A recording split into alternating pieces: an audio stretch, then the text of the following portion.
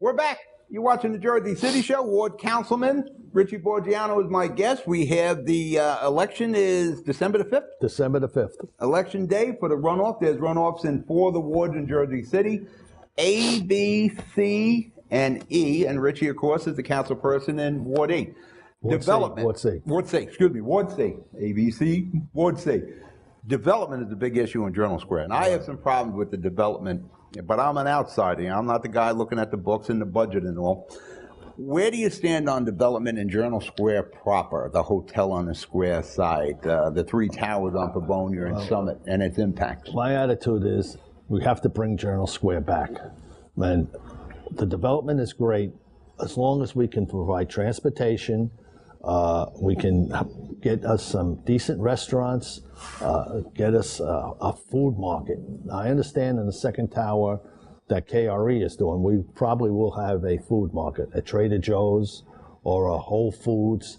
We have to have something in Journal Square for the people in Journal Square. We actually have nothing. Well, we see there's Seatown over there. That's blocks down. That's, yeah. You're going to have. I used to work there and wear ShopRite when I was a kid. You're going to have 7,500 families there. I mean, you have to do something for these people. You have the Stanley Theater, which last week there must have been 2,000 or 3,000 people there. Where do they go eat? McDonald's? There's nothing for them in the area. Oh, everything's gone. The Jade's gone. The Canton's gone. Yeah, the Griddle's gone. The XL's gone. Every place you and I knew is gone. The Stanley attracts people from all over the country. It's such great publicity for Jersey City. Then we have the Loews down the block. That should be finished, done, and having shows. Shows for the people of Jersey City, people outside Jersey City. You know, we have to get that Loews back. Listen, we just bonded to buy the old PS&G building for a museum. We should have used that money for the Lowe's, because I can move the Lowe's around quicker. If we can get the Lowe's Theater completely renovated, because there's a lot of 1928 technology in there, the stage, there's no air conditioning, it's still really a time capsule. We need to get that turnkey and let the FOL run it. And if they can't make a go with that theater, completely turnkey and functional within 2 years, then we got to get somebody else to run it. But we got to make the commitment to come up with the money to renovate the building. And a lot of people don't realize it isn't just the screen and those seats. There's 4 or 5 floors below. There's at one time the theater people came in. It was live plays, and they lived there for weeks on end. And there's 4 or 5 floors below there. There's a rehearsal hall. There's a radio station. There was the restaurant portion. The luncheonette was down there. There was a bunch of places. You know, there was like little apartments down there. There's a rehearsal centers. There's a lot in the Lowe's Theater. So all that has to be renovated. And you're right. We need to get that done. You know, wouldn't it be nice to draw people, let's say, could come on the path, not cars, over to the theater showing like Broadway type shows and things like this, and having plays and everything in the theater.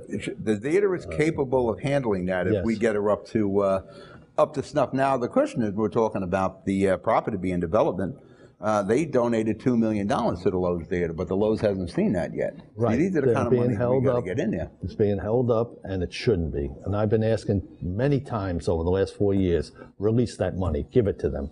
Most of that money would be used for fire safety in the Lowe's. You got fire safety, you got air conditioning. There's a lot of, you need a good $12 million to get that up. Now, with the development that goes on, you got the 3 towers that are going up on Summit and Pavonia. Right. And that's going to, you know, how many families are going to move in there? Each one is probably, 700, 800 people, families? There's 500 in the building that went up now, 536, I believe. Units? Yeah. So you can have almost 1,700 families probably with the 2 new buildings. Then you have the other side over by One Journal Square, which is 2 more buildings. And then now, One Journal Square, is that the hotel on the square site? Right. Okay. Everything seems to be 1 or 3 Journal Square up there now. Yeah. I'm so tired of hearing for the last 15 years, maybe more than 15 years, oh, it's going to be developed. It's going to be developed. Well, let's get it developed. And let's get some, like I said, restaurants. Let's get some fine stores in there. You remember Journal Square years ago. Journal Square was great until the Path Center came. Right. When we took the buses off the square and put them in the Path Center, that was the death knell for Journal Square. Because in the old days, you got on, if you look at the old pictures, you remember them. You got off the bus, you were walking on Journal Square, you went to Bettinger's, you went to the Griddle, you went to the Charles shop, you went to Lord's. Now the bus goes into the path. You get on the train and boom, you're gone. It's like a gerbil existence. Bobby Cavanaugh said that. That's how it is in Jersey City now. You get off the bus, onto the train, and off you go. Yeah, and I believe one of the biggest problems we have is the Port of Authority. They're not doing anything for us. They're terrible neighbors, and Philip's right to try to do anything he can. I agree. Move them along or get money out of them. I agree with him on that 100%. And I'm very familiar with the Port of Authority. My whole family's. They're awful neighbors. We got to break for commercial. They don't even maintain the property well up there. They're terrible neighbors. All right, we're going to break for commercial. Ward C, Councilman Richie Boggiano is my guest. We'll be right back.